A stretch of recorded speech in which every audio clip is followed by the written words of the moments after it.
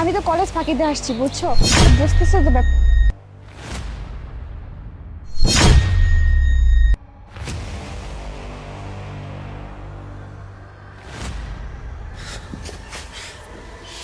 তুই এত বড় খারাপ, সব সময় আমার ছেলের চোখে ফাঁকি দিয়ে অন্য একটা ছেলের সাথে তুই পরকীয়া করিস।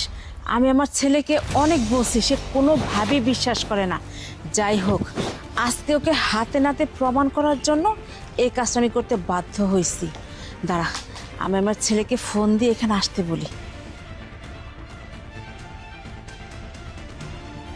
হ্যালো বাবা, নয়ন তুই কোথায়? আমি না বাইক অ্যাক্সিডেন্ট করছি, তুই তাড়াতাড়ি চলে আয় না। ও ওই যে সাহেদের বাসার সামনে একটা রাস্তা আছে না, ওই ওই যে একটা বাগান, ওই বাগানের কাছাকাছি।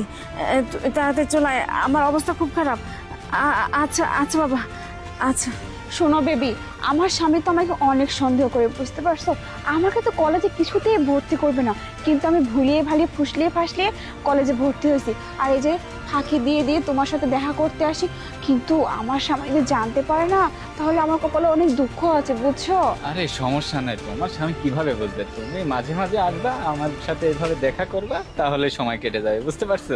আরে মা, তুমি ঠিক আছো? তুমি সুস্থ আছো মা? আরে চলো। আরে আমি ঠিক আছি, আমার কোনো সমস্যা হয়নি। তোকে এখানে ডাকছি, আজকে না একটা ভিত করতে হবে। কি ভিত করতে হবে? তোকে তো আমি অনেক বলছি যে তোর বউ প্রিয়া একটা ছেলের সাথে সম্পর্ক, কিন্তু তুই তো বিশ্বাস করিস না। চুপ করো তুমি। তোমার কি খেয়ে দেয়ে আর কাজ নেই?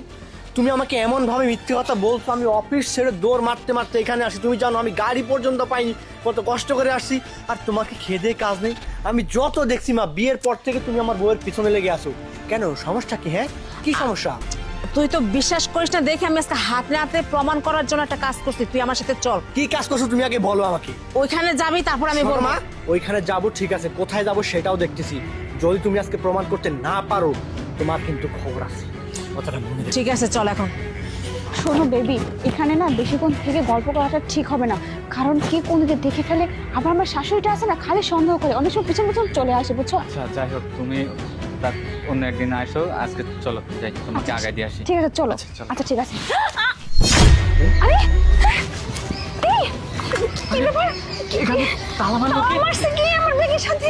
ও মাই গড, এখন কি হবে? আমি তো কিছুই বুঝতেছি না। আমি যদি সময় মতো বাইক দিতে না পারি না, তাহলে আমার শাশুড়ি স্বামী সবাই আমাকে সন্দেহ করবে, সবাই বলবে কোথায় আছি, কি করতেছি, চলে আসবে খোঁজাখোঁজ করতে করতে। এখানে মারলোটা কি? আমি তো কিছুই বুঝতে পারতেছি না, এর চাবিটাই বা কোথায়? আমরা কি করে খুলবো? এটা কাটা তো যাবে না, কি করবো এখন?